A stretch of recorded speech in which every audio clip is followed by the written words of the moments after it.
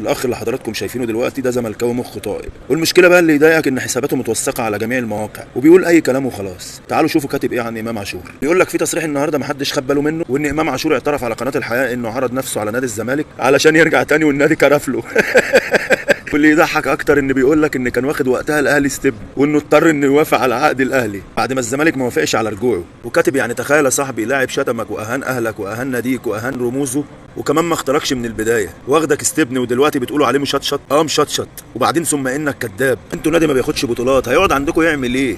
هيستفيد ايه من قعدته على الدكه عندكم؟ او حتى بيلعب ما بيجيبش بطوله. بالنسبه لمصطلح استبن ده تقوله لنفسك يا حبيبي، احنا نادي بنلعب كاس عالم وبنلعب بطوله افريقيا، كل البطولات بنحققها. انت نادي مش عارف حتى تاخد اي دور في المجموعات، مش عارف تطلع بره 100 عقبه، اخرك تطلع من المجموعات. انا راجل هلعب نهائي كاس افريقيا. لو على الاستبن فانت استبن من زمان، وانت عمال تقول السته يا زمانك السته يا زمانك، ومش عارف تاخد حتى الدوري عشان تقدر تروح افريقيا. والاهم ان امام اختار نادي بيروح ياخد بطولات، مش نادي هيرنخ فيه على الدكه.